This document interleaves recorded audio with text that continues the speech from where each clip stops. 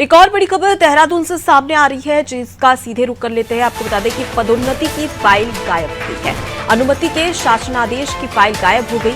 शिक्षा निदेशालय में ये फाइलें नहीं मिल रही है। शासन और शिक्षा निदेशालय ने एफआईआर दर्ज की गई है। तो बता दें कि देहरादून से बड़ी खबर सामने आ रही है, जहां पर लापरवाही का एक बड़ा मामला है, क्योंकि शिक्षा निदेशालय से पदोन्नति की फाइल गायब हो चुकी है। अब इसको लेकर शिक्षा निदेशालय और शासन काफी ज्यादा परेशान हो रहा है। हालांकि एफआईआर दर्ज कर दी गई है, लेकिन अब तक ये पता नहीं चल पाया है कि आखिर पदोन्नति की फाइलें कहां हैं।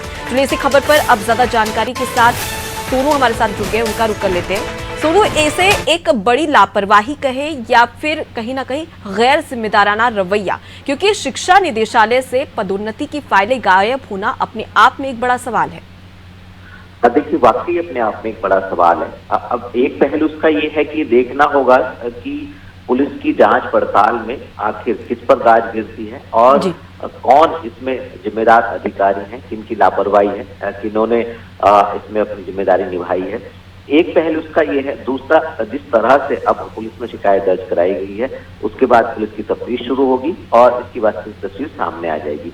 दूसरा पहलू ये है कि लगातार जो है वो शासन में और विभाग में अधिकारी जो है और कर्मचारी जो हैं उनमें हड़कंप मचा हुआ है, क्योंकि कहीं ना कहीं अधिकारियों की लापरवाही का ये पूरा का पूरा मामला जब सरकार के मुखिया तक पहुंचेगा तो इस पर एक्शन होने की उम्मीद जताई जा रही है।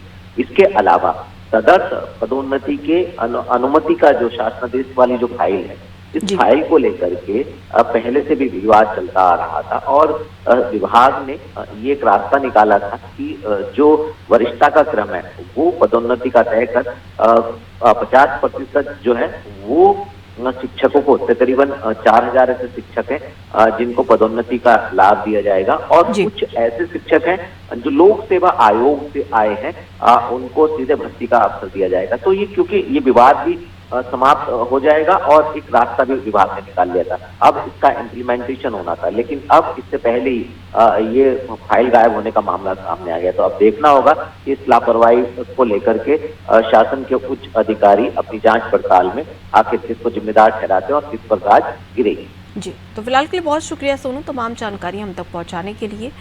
तो देखिए, पदोन्नति की फाइल गायब हो चुकी है और जिस प्रकार से हमारे स्टेट ब्यूरो हेड ने जो जानकारी दी है, जिसमें कहा जा रहा है कि 4000 को जो पदोन्नति थी वो देने वाली थी, लेकिन इसी दौरान कहीं ना कहीं अब फाइल गायब हो चुकी है। अब वो पदोन्नति रुक जाएगी और ऐसे में शिक्षा निदेशालय के लिए एक बड़ी परेशानी यहाँ पर खड़ी हो चुकी है। लेकिन सबसे बड़ा सवाल कि आखिर ये फाइलें कहाँ गई और किसकी लापरवाही यहाँ पर सामने आ रही है।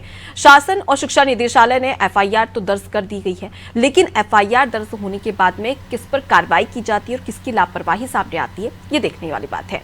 फिलहाल उत्तराखंड के इस खास बुलेटिन में इतना ही। देखते रहिए आदि टीवी। नमस्कार।